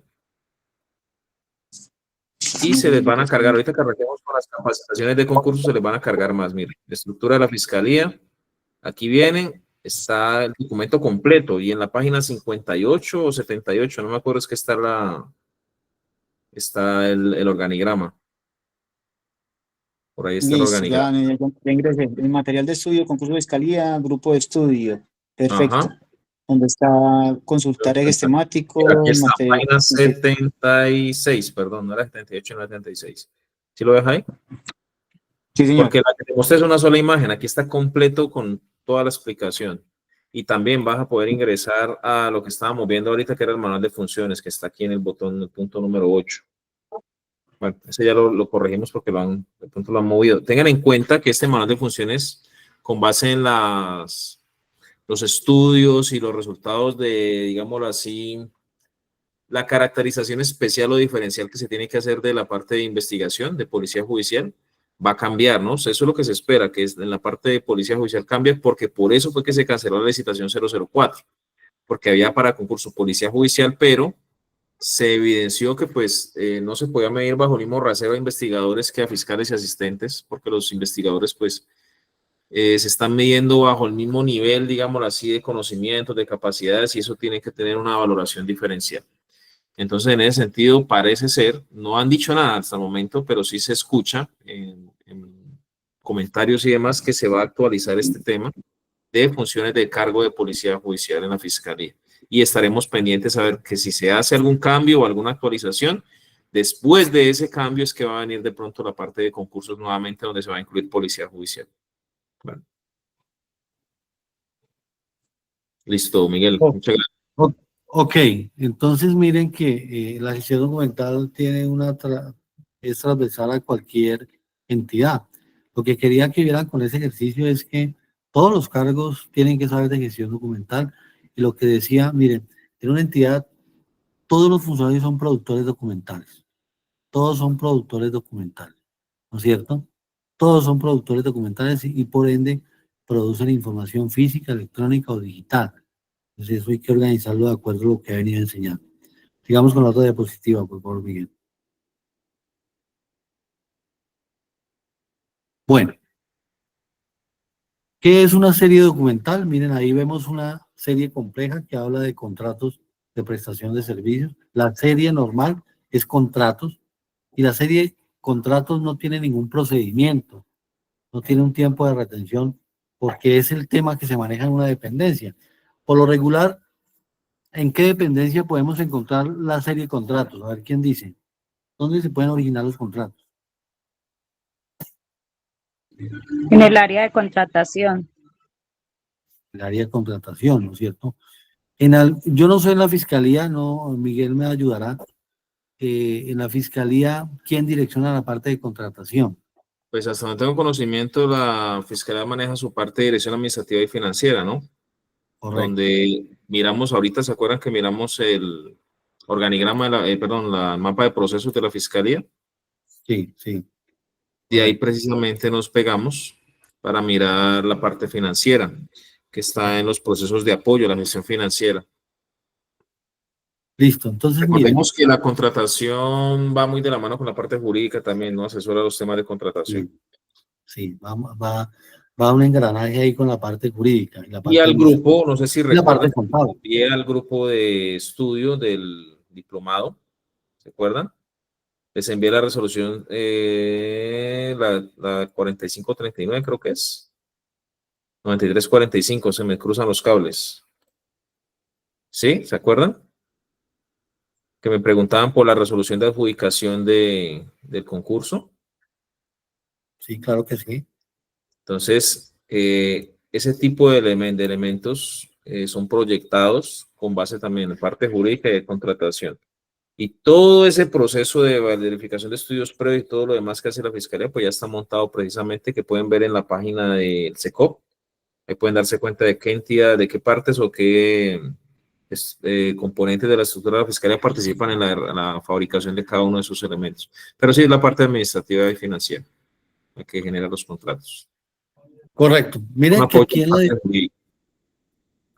en la diapositiva vemos dos series de una serie, dos subseries de una serie. La serie es contratos, la subserie es contratos de prestación de servicios, ¿no es cierto?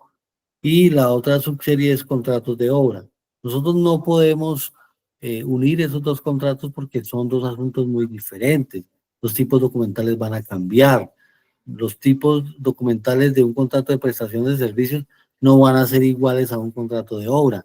Y les voy a decir algo tan elemental, miren. En el contrato de obra va a haber un estudio de suelo.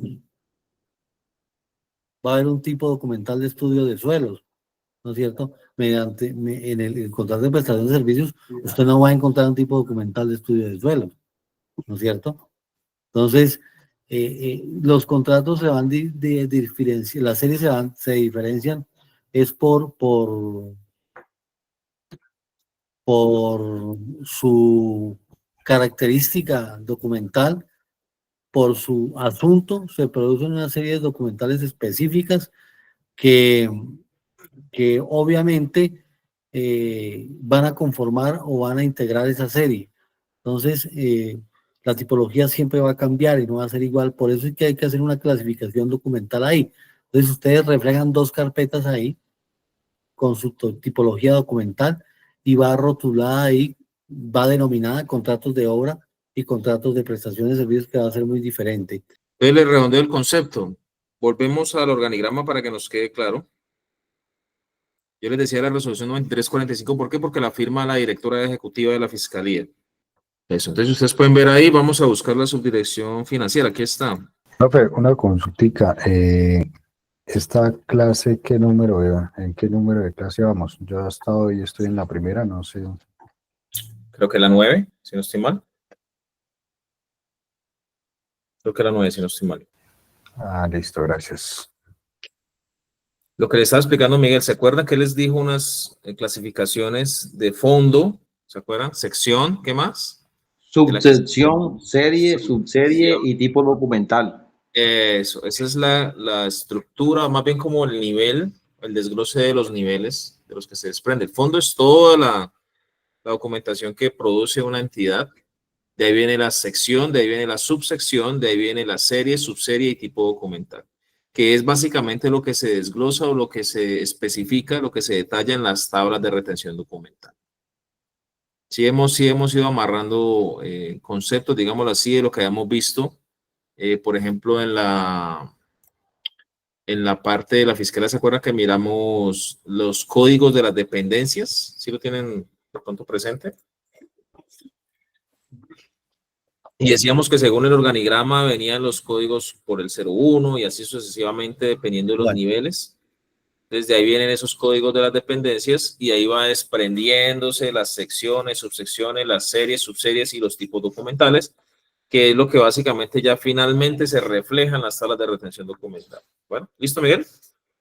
Listo, sí, muy bien explicado, Miguel, qué pena, me disculpan, es que tenía una llamada urgente de la oficina. Bueno, miren que la serie, ustedes van a encontrar en la tabla de retención documental una serie que llame contratos, y ahí se van a desprender una serie de subseries. Hay contratos de arrendamiento, hay contratos de suministro, hay contratos de asesoría, hay contratos de prestación de servicios, hay contratos de obra, ¿no es cierto? Entonces hay una serie de contratos que cada contrato tiene su tipología documental y así lo dice la ley 80, ¿no? De contratación. Ahí dice que inclusive la ley nos especifica qué actividades tenemos que hacer para cada contrato, qué requisitos debemos exigir en cada contrato, ¿no es cierto? Y qué tipología documental debe llevar cada contrato. Entonces, las entidades por lo regular hacen una lista de chequeo, las oficinas jurídicas hacen una lista de chequeo y verifican que todos los requisitos estén dentro de la carpeta. ¿Y cómo se organizan esos contratos? Pues obviamente, como es una serie compleja, yo les he dicho a ustedes que las series complejas se organizan de acuerdo al desarrollo de las actividades, ¿no es cierto? ¿Y cuál sería, obviamente, el primer documento de un contrato? Obviamente, toca mirar el asunto, de qué depende el asunto. Por ejemplo, de contratos de prestación de servicios, pues debe haber una solicitud, una necesidad de contratar a alguien, ¿no? Debe iniciar con una necesidad, luego los estudios previos, luego la minuta de contratación, luego la hoja de vida, la publicación de la licitación, bueno, todo lo que surge de un contrato para terminar ya con la persona que gana ese contrato, la que se le adjudica ese contrato para su hoja de vida, con sus parafiscales, con sus estudios, con su tarjeta profesional, con todo lo que debe tener una persona como si fuera a trabajar con esa entidad para siempre, ¿no? Entonces, inclusive deben llenar un formato de funcionario público que también les obliga, la norma les obliga a llenar ese formato, ¿no es cierto? Entonces, la declaración de renta, el RUT, bueno, una serie de documentos que exigen, obviamente, para que ese contrato cumpla con todos los requisitos que dice la ley, ¿no? Entonces, miren que es importante conocer la tipología documental de las series, hay que conocerlas muy bien para poder conformar la serie, para poder documentarse, hay que conocer la tipología, ¿no es cierto? La tipología documental para poder crear la serie o la subserie. Mira, aquí hay un esquema, la serie de contratos, la subserie contratos de prestación de servicios, contratos de suministros, contratos de obra. Tipos documentales, acta de iniciación de pólizas y acta de liquidación. La una es para iniciar el contrato y la otra es para liquidar el contrato cuando se termine. Dos tipos documentales que son comunes en todos los contratos, mire. Hay unos tipos documentales que son comunes, mire. Son iguales. Lo demás podrá ser diferente, pero mire que hay unos comunes. La acta de iniciación de pólizas y el acta de liquidación. Son dos tipos documentales que ustedes van a encontrar en estas subseries. ¿No es cierto? Para que lo tengan en cuenta. Entonces, Son unos tipos documentales comunes que los van a encontrar en estas 3 subseries que se derivan. Entonces, miren, ahí nos estamos dando cuenta, más o menos estamos conociendo la tipología documental. Pues estas etapas de su producción y recepción en la oficina, pues ya habíamos hablado de estos valores documentales, ya lo habíamos trillado, porque podemos seguir a la otra diapositiva, porque ya, bueno, hablemos un poquito, aprovechemos esta diapositiva, hablemos un poquito de transferencias documentales. Hablemos de esta diapositiva, transferencias documentales. Las transferencias documentales se realizan siempre y cuando los documentos ya cumplieron con su retención en el archivo de gestión o en el archivo central, ¿no es cierto? Si en el archivo de gestión dice que los documentos duran 2 años, el próximo año, las dependencias, ¿qué año estarían transfiriendo? Les pregunto a ustedes. Los 8 años. ¿Cómo? A los 8 años en el archivo central. No. Pues la Sería- pregunta es sería esta. lo del 2003, lo del 2023. Profe, sería el del 2023 para el otro año. Claro que sí, ¿no es cierto? Porque por lo regular los archivos deben durar, la mayoría duran 2 años en el archivo de gestión, ¿no es cierto? Entonces, si estamos ahorita en el 2025, estamos produciendo todavía el 2025, pero atrás tenemos 2 archivos, 24 y 23.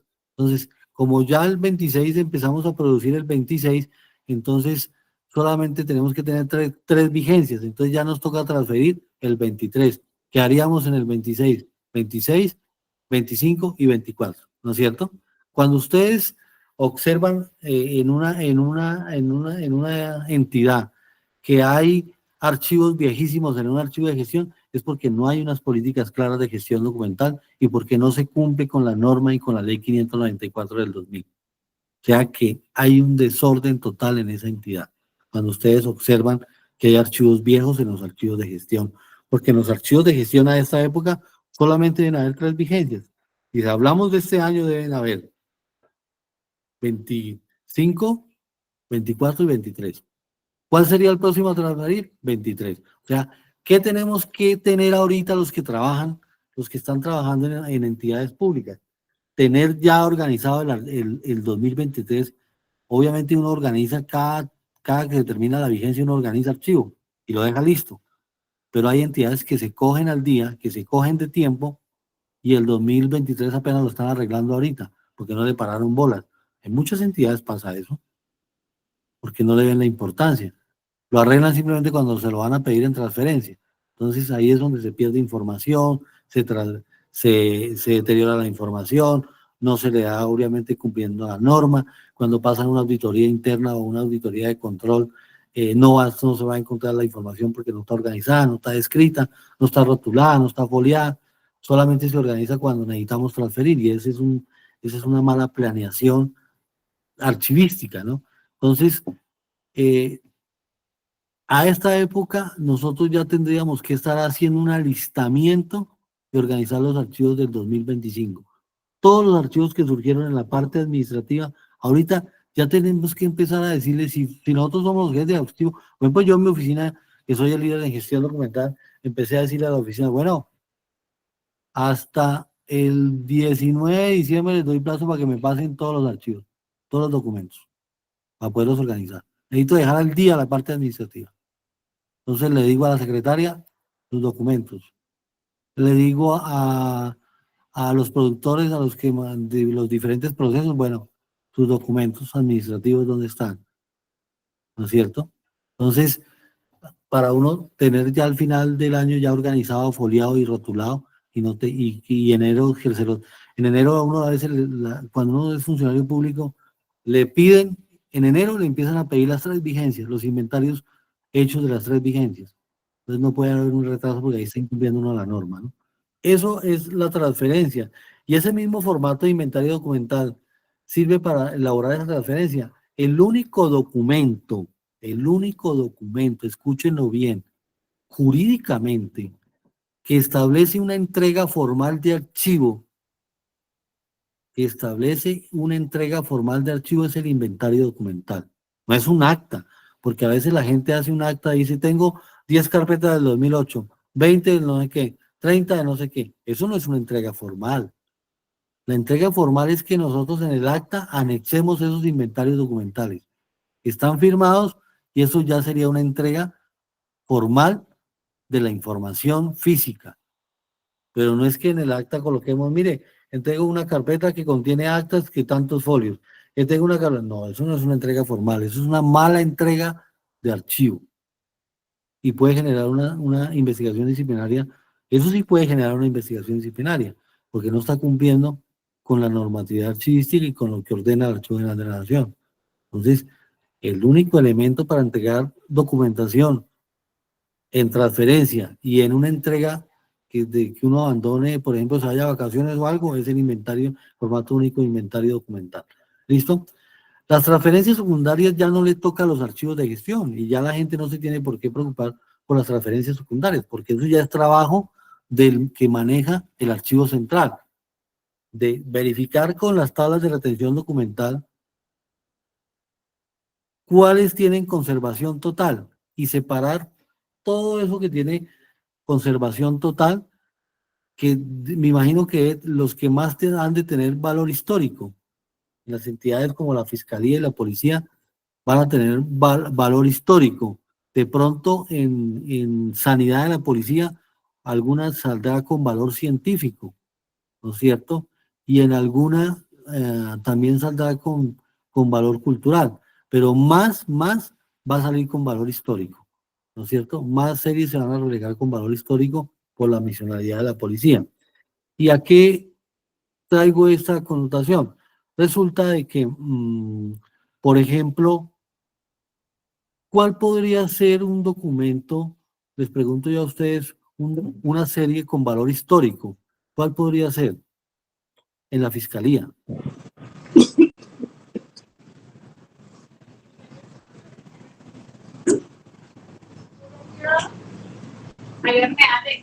Profe, Sí, Javier. el homicidio, puede ser el homicidio de Álvaro Gómez Hurtado. Ese expediente, es un expediente. Y ese expediente obviamente tiene una connotación histórica. Ese expediente tiene valor histórico, ¿no es cierto? Y todas las capturas que ha hecho la policía y lo ha dejado a disposición de la fiscalía, porque son docentes que participan. Entonces, eso tiene connotación histórica y eso no lo van a eliminar. Quienes participan en la transferencia secundaria ya no son los archivos de gestión ni todos los funcionarios. Ya es el encargado del archivo central quien se dedica a clasificar esa documentación y a cumplir con una transferencia secundaria, o sea, mandada al archivo histórico, ¿no es cierto? Nosotros, por ejemplo, en la policía teníamos la mayoría de minutas de libros de la policía en el Cauca son de valor histórico, y porque en esos libros se registran masacres, homicidios importantes, víctimas de conflicto, una anotación en un libro sobre el hostigamiento a una estación o, o que han habido heridos o alteración de orden público, eso registra algo histórico y sirve para toma de decisiones futuras. Entonces eso va al archivo histórico de la policía, inclusive sirve para la inteligencia, para muchas cosas, sirve una anotación de esas. Entonces, eso no se puede eliminar así por así.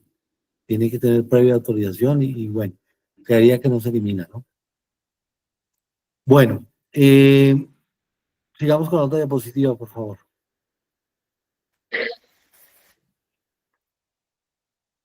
Bueno, valoración documental, pues es el proceso por la cual se determinan los valores primarios, secundarios de los documentos con el fin de establecer su permanencia en las diferentes fases de archivo. Ya saben qué es valorar. Cuando les salga una pregunta de valoración documental, entonces ustedes traen a la cabeza, ¿qué traen cuando les digan valoración documental, con qué deben conectar? Les pregunto yo a ustedes, ¿con qué conectan valoración documental? Lo deben conectar con la tabla de retención documental y los valores primarios y secundarios. Acuérdense que para valorar hay que hablar de valor primario y valor secundario. Entonces, ahí conecta uno la valoración documental. ¿Ok? Sigamos. Valor primario es aquel que tienen los documentos mientras sirven en la institución, ¿no es cierto?, productora y al iniciador, destinatario o beneficiario del documento, es decir, los involucrados al tema o en el asunto. Ese es un valor primario, o sea, la parte administrativa, no va a tener valor histórico, ¿no es cierto? Y valor secundario, pues son aquellos que obviamente tengan un valor histórico, que tengan connotación, que sean muy importantes. Y la mayoría de documentos, escúcheme bien, de las series misionales, muy segura, mucha serie misional va a tener valor histórico, porque es de importancia. Lo misional siempre va a ser importante, siempre va a ser importante. Entonces, esa serie misional muy seguramente va a tener valor histórico y se tiene que valorar así porque es muy importante. ¿Listo? Participan en valoración documental. ¿Quiénes deben participar para valorar los documentos? Los productores. Los productores documentales son muy importantes en la valoración documental porque ellos nos dicen qué tan importante es ese documento para la entidad, ¿no es cierto? ¿Por qué hay que guardarlo tanto tiempo? Ellos nos argumentan qué tan importante es ese documento para la entidad. ¿Qué puede pasar si uno elimina un documento de eso? ¿Cuántas demandas puede recibir una entidad si uno elimina un documento de eso? Entonces, los productores documentales deben ser parte de la valoración de documentos. Por ejemplo, yo me voy mañana para Guachené a justificar las tablas de retención del Consejo de Guachené y me voy a reunir con todo el Consejo. Voy a exponerles las tablas de retención documental, cómo las hice. Voy a mirar si dentro de allá me puedo generar un link y mandárselos a ustedes al WhatsApp para que escuchen la exposición, para que tengan como una noción cómo se hacen las cosas. Voy a mirar si lo puedo hacer, no me comprometo, pero voy a mirar si lo puedo hacer y se lo envío a Miguel para que escuchen cómo yo, cómo hice todo el procedimiento, cómo recopilé la información, cómo tabulé la información, cómo creé las series y las series, de dónde saqué las series y series, argumentándole todo al Consejo para que apruebe y poderla radicar ante la gobernación. Voy a ver si puedo crear el link mañana y se lo mando a Miguel para que ustedes estén atentos. Yo a las 2 de la tarde tengo esa reunión allá. Voy a presentar allá a justificar esas tablas allá. ¿Listo? Porque voy a entregar ya el contrato. Miren, la administración jurídica, contable y historiadores. Claro, historiadores. Para ustedes no es historiador una persona que lleve por lo menos 20 o 25 años en una entidad, que conozca que se haya movido por la mayoría de áreas. Esa es una persona importante que nos pueda a nosotros decir, ayudarnos a valorar los documentos. ¿No es cierto? Esa persona es clave para tenerla en cuenta y entrevistarla y decirle por qué en tal área se producen los documentos y podrían ser de carácter histórico, parte importante. La parte contable, la parte del administrador y la parte jurídica son personas que no deben faltar a la hora de valorar documentos. Y el archivista, obviamente, porque el archivista es el que nos da una orientación frente a la organización y la disposición final de los documentos después de que toda esta gente tome una determinación frente a ellos. Ya la próxima clase, ya vamos a hablar de cómo se organiza una historia laboral. Yo creo que el material ya lo tiene nuestro compañero Miguel. Ya dejamos este tema ahí de organización.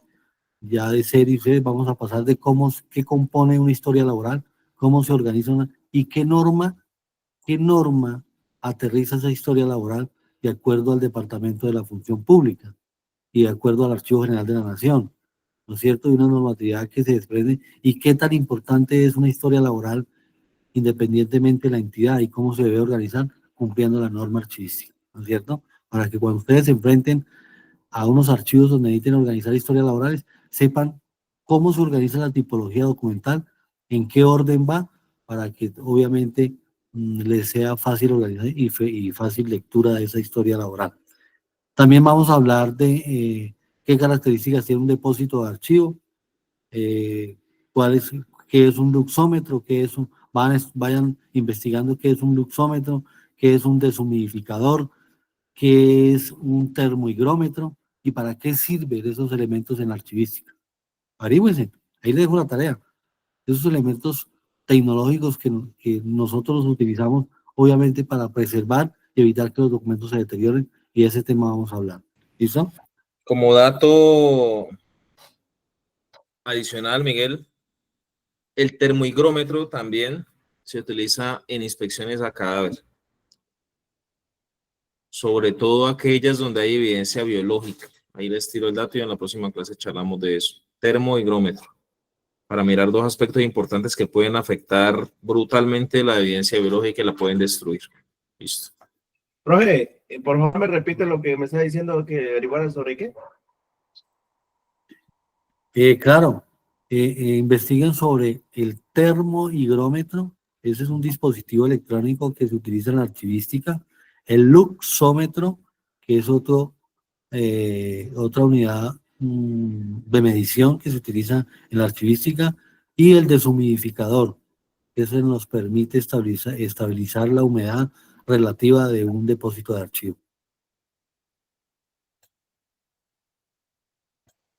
Muchas gracias, profe.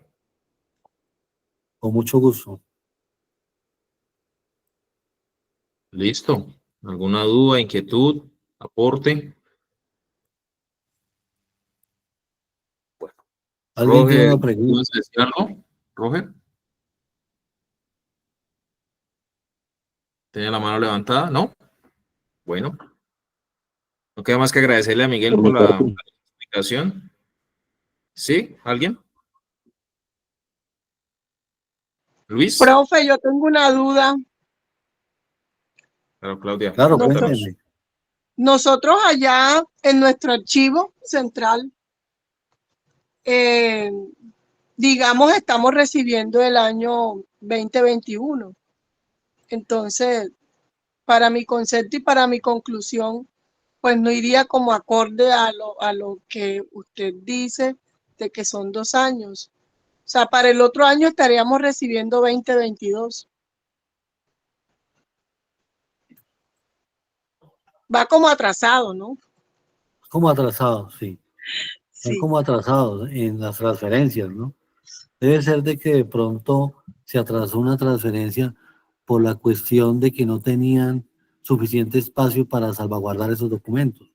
Acuérdense que nosotros tenemos un problema y es a nivel nacional de que no contamos con las bodegas suficientes y la estantería suficiente para salvaguardar los documentos. Nosotros en la policía producimos muchos documentos y sufrimos mucho porque no tenemos, obviamente, ha mejorado mucho. No podemos, aquí en el Cauca mejoró mucho, pero sin embargo, hay otras unidades de otros departamentos que no tienen dónde guardar documentos y ya les va a tocar, obviamente, recurrir a alquilar bodegas.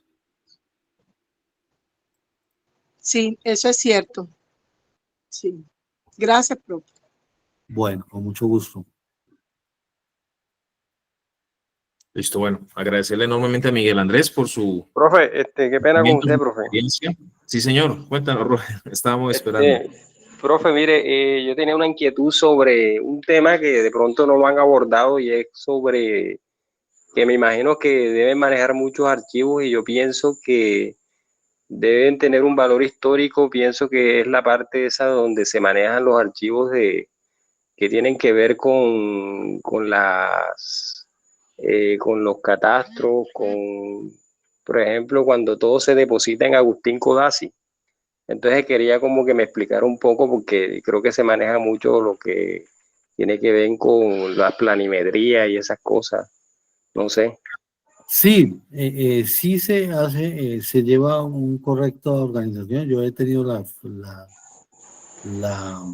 yo he dictado charlas acá en el Cauca, en Agustín Codazzi, sobre organización de lo que tiene que ver con la cartografía. Y esa cartografía y lo de planos y todo eso que tiene que ver con ese tipo de documentos que son muy importantes. La cartografía en una región es muy importante y lo que tiene que ver con linderos y todo, y obviamente para esclarecer problemas que salen a flote de linderos, de vecinos y todo ese tipo de cosas es muy importante, porque sobre todo en la zona rural se ve ese tipo de problemas, de linderos, y ese tipo de cartografía permite esclarecer, obviamente, ese tipo de discusiones que a veces se vuelven jurídicas y vuelven de peleas jurídicas y demandas. Entonces, sí, hay una organización, ahí se utiliza mucho las planotecas. Las planotecas se utilizan mucho y se utiliza mucho el sistema de ordenación toponímico por regiones. Se aplica uno de los sistemas de ordenación, ¿se acuerdan? El toponímico, que por región y se organizaba alfabéticamente. Ahí se utiliza mucho ese tipo de organización y obviamente se utiliza el cronológico, se utiliza en muchas partes porque pues es para organizar lo que tiene que ver con la información administrativa. Pero sí se le da un tratamiento y se le da un valor histórico y hay mucha cartografía que tiene valor histórico. Simplemente, obviamente, que eso va cambiando, ¿no? Va cambiando, la cartografía va cambiando porque, pues, salen nuevos lineros, nuevos dueños de esas propiedades, de esos límites. Entonces, eso va cambiando, pero obviamente sí hay documentos históricos de cartografía vieja y tienen valor histórico, ¿no?